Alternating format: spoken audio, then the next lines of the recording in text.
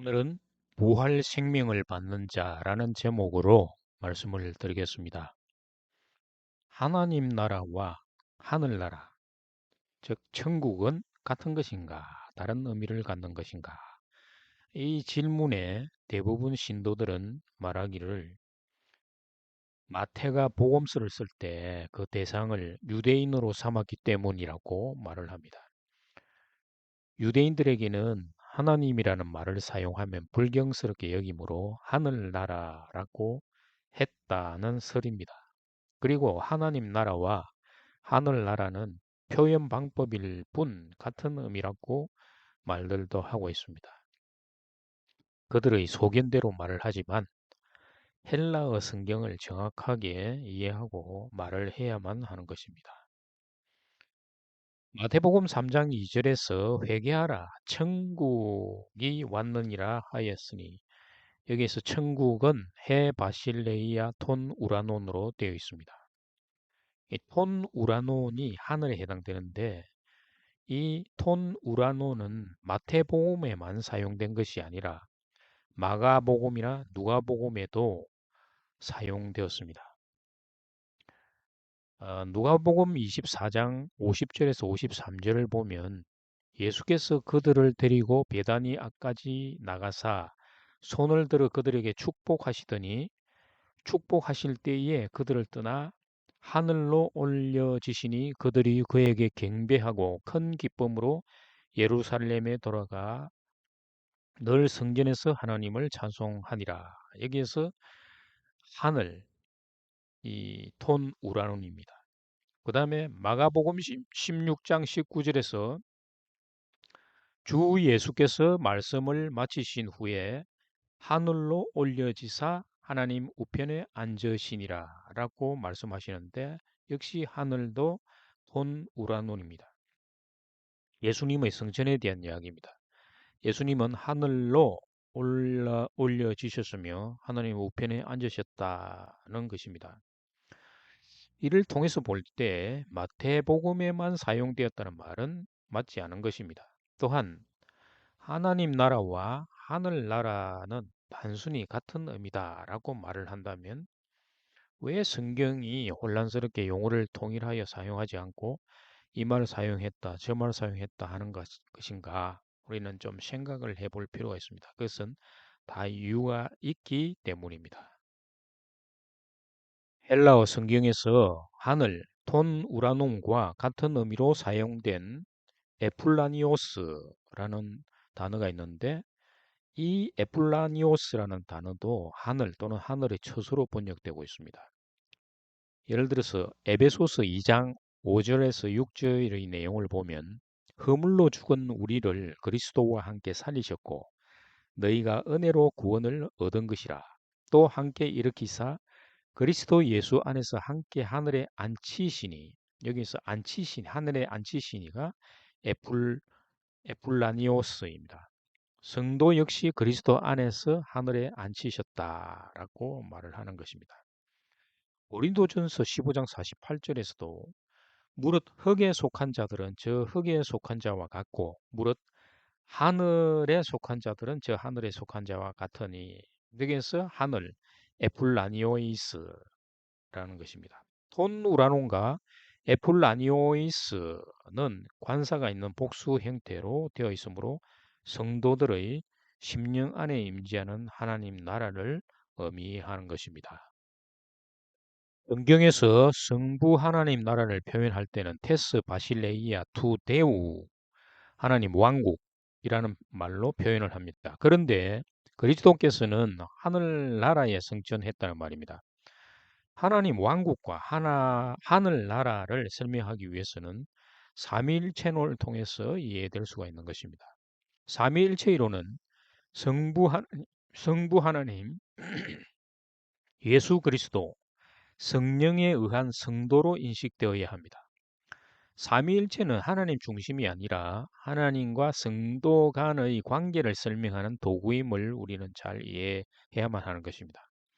하나님 왕국과 하늘나라, 천국 역시 사람이 이해될 수 있는 수준에서 성경은 말을 하는 것입니다. 전체적으로 보면은 하나님 왕국이나 하늘나라, 천국은 하나입니다. 그러나 사람의 이해 수준에 맞추어서 성경은 첫째 하늘은 보좌에 계신 성부의 하나님 왕국을 의미합니다. 성부 하나님이 영으로 임재하는 하나님 나라입니다. 아무도 본 적이 없다는 것입니다. 그러나 예수 그리스도를 통해서 알 수가 있습니다.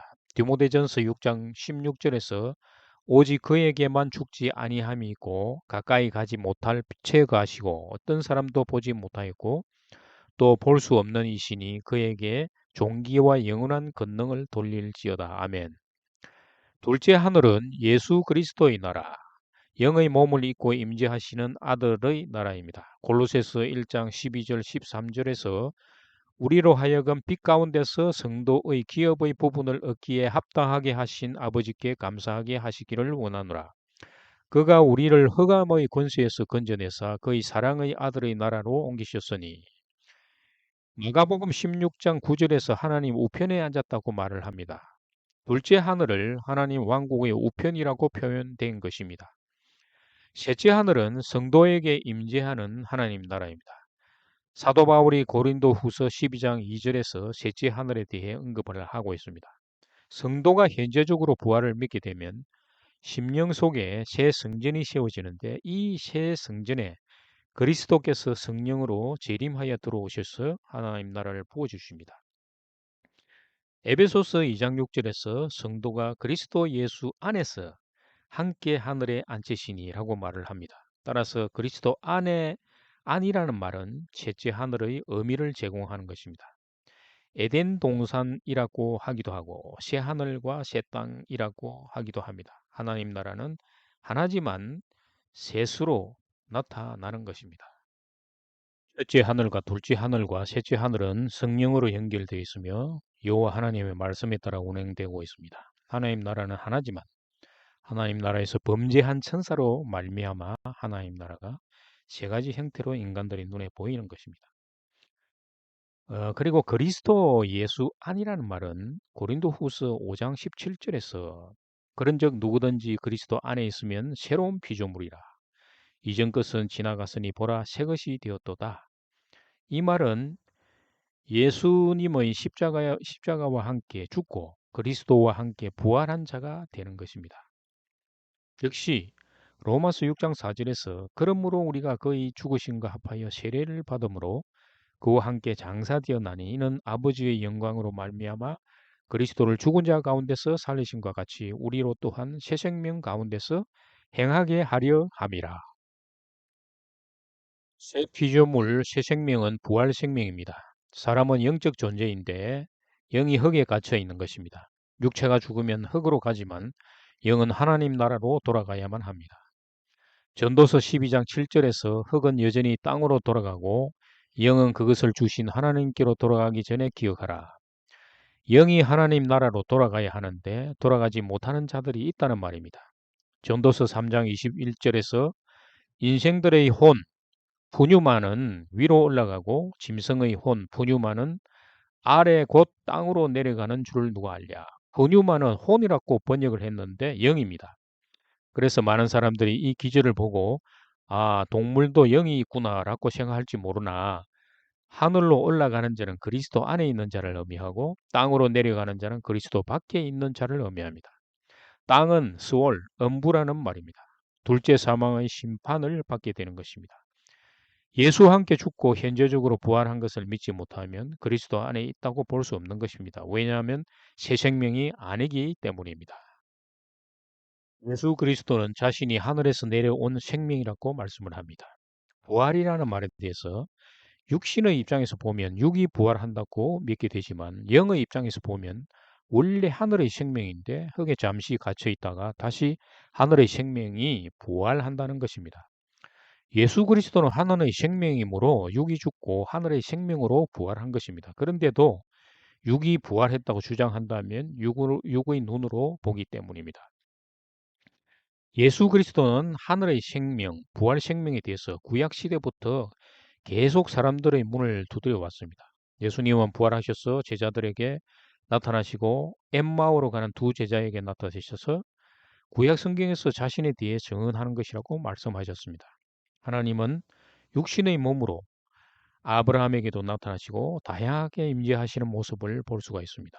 하나님이 천하 만민 중에 이스라엘을 모델로 택하시고 언약을 통하여 하늘의 생명을 주시겠다고 사람들의 심령을 두드렸지만 깨닫고 문을 여는 자는 믿음의 선진들 외에는 거의 없었던 것입니다. 예수님이 육신의 모습으로 세상에 와서 다시 모든 사람들의 심령 속 문을 두드렸습니다. 천국, 하늘나라, 즉 부활 생명이 가까이 왔으니 회개하라고 하셨습니다. 예수님은 자신이 하늘에서 내려온 생명의 떡이라고 말씀하셨습니다. 요한복음 6장 48절 50절을 보면 내가 곧 생명의 떡이니라 너희 조상들은 광야에서 만나를 먹었어도 죽었거니와 이는 하늘에서 내려오는 떡이니 사람으로 하여금 먹고 죽지 아니하게 하는 것이니라. 마태복음 7장 7절에서 8절을 보면 구하라 그리하면 너희에게 주실 것이요 찾으라 그리하면 찾을 것이요 문을 두드리라 그리하면 너희에게 열릴 것이니 구하는 이마다 받을 것이요 찾는 이는 찾아낼 것이요 두드리는 이에게 열릴 것이니라. 요한계시록 3장 20절에서도 볼지어다 내가 문 밖에서 서서 두드리노니 누구든지 내 음성을 듣고 문을 열면 내가 그에게로 들어가 그와 더불어 먹고 그는 나와 더불어 먹으리라. 예수님은 마음의 문이 열리지 않는 이유는 마음밭이 굳어져 있기 때문이라고 하십니다. 그래서 씨 뿌리는 비유를 통해서 좋은 밭이 되어야 한다고 강조하는 것입니다. 이게 천국의 비밀이라는 것입니다. 성경을 통해서 자신이 육의 마음인지 영을 향하는 마음인지 계속 생각해 보라는 말입니다. 예수님이 사람들 마음의 문을 두드리는 사건이 있었습니다. 가늠한 여인의 사건이었는데 유대인이 돌을 들고 치려는 사람들에게 예수님이 돌을 들고 치려는 사람들에게 예수님은 땅에 무엇인가를 쓰고 죄 없는 자가 돌로 치라라고 말씀하셨습니다. 땅에 쓴다는 것은 유대인들의 마음 문을 두드리는 것과 같은 의미입니다. 예수님은 하늘의 생명, 부활 생명에 대해서 요한복음 11장 25절 26절에서 예수께서 이르시되 나는 부활이요 생명이니 나를 믿는 자는 죽어도 살겠고 무릇 살아서 나를 믿는 자는 영원히 죽지 아니하리니 이것을 네가 믿느냐? 예수님 자신이 부활 생명이라고 밝히셨습니다. 예수님은 또 떡 세 덩이 비유를 하셨는데 누가복음 11장 5절에서 9절을 보면 또 이르시되 너희 중에 누가 벗이 있는데 밤중에 그에게 가서 말하기를 벗이여 떡 세 덩이를 내게 구워달라. 내 벗이 여행 중에 내게 왔으니 내가 먹일 것이 없노라 하면 그가 안에서 대답하여 이르되 나를 괴롭게 하지 말라. 문이 이미 닫혔고 아이들이 나와 함께 침실에 누웠으니 일어나 내게 줄 수 없노라 하겠느냐? 내가 너희에게 말하노니 비록 벗됨으로 인하여서는 일어나서 주지 아니할지라도 그 간청함으로 인하여 일어나 그 요구대로 주리라. 내가 또 너희에게 이르노니 구하라 그러면 너희에게 주실 것이요 찾으라 그러면 찾아낼 것이요 문을 두드리라 그러면 너희에게 열릴 것이니. 벗, 벗은 친구인데 예수님을 상징합니다. 떡 세 덩이는 부활 생명을 의미합니다. 사람이 예수 그리스도에게 부활 생명을 빌려달라고 했습니다. 그런데 비록 침실에 누워 있을지라도 빌려준다는 것입니다. 빌려준다는 의미는 다시 갚아라는 것입니다. 부활 생명을 갚는 일은 부활 생명을 받은 자가 다른 이에게 부활 생명을 돌려주는 것입니다. 일처녀의 비유에서도 미련한 다섯 처녀는 기름이 부족하여 혼인잔치 문에 들어갈 수 없었습니다. 기름은 바로 부활 생명을 의미합니다. 기름, 즉 성령 세례를 통해서 부활 생명이 들어오는 것입니다. 처음에는 기름이 있었지만 기름이 다 소모된 것입니다. 이는 부활을 믿지만 육체가 죽어서 부활된다는 믿음입니다. 육체의 죽음을 통해서 부활을 생각하는 자는 기름이 없는 자가 되는 것입니다. 예수님은 십자가에서 죽고 영으로 모든 사람들의 심령 속으로 들어가 다시 문을 두드렸습니다. 베드로전서 3장 18절 19절에서 보면 그리스도께서도 단번에 죄를 위하여 죽으사 의인으로서 불의한 자를 대신하였으니 이는 우리를 하나님 앞으로 인도하려 하심이라. 육체로는 죽임을 당하시고 영으로는 살리심을 받으셨으니 그가 또한 영으로 가서 옥에 있는 영들에게 선포하시니라. 옥은 육체를 의미합니다. 모든 사람의 영은 육체라는 흙에 갇혀 있다는 것입니다. 그래서 그리스도의 음성을 듣는 자가 있는 것입니다.